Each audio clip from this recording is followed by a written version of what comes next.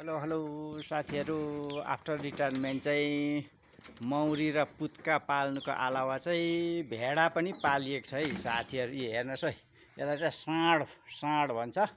साँड हो यो चाहिँ। कुन भाषामा ठुम्बा कि थुम्बा पनि भन्दो रहेछ यो। यहाँ पनि छ एउटा यो माउ हो, यो ब्याउनेवाला छ यही जुलाई अगस्ततिर।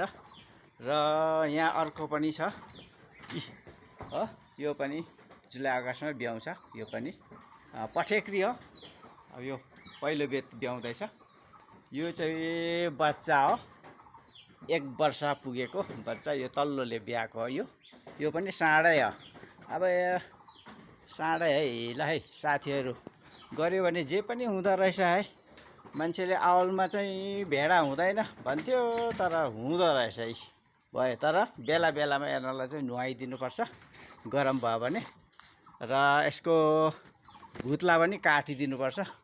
र नुहाइदिएको र भुत्ला काटेको पनि तपाईँहरूलाई म भिडियो सार्वजनिक गर्नेछु र हेर्दै गर्नु होला। मेरो हुप्पा इन्टरटेनमेन्ट युट्युब च्यानल लाइक गर्नु होला, सब्सक्राइब गर्नु होला, सेयर गर्नु होला र प्रतिक्रिया पनि जनाउनु होला। म तपाईँहरूलाई विभिन्न प्रकारको यस्तो भिडियोहरू लिएर आउनेछु। ल है, धन्यवाद।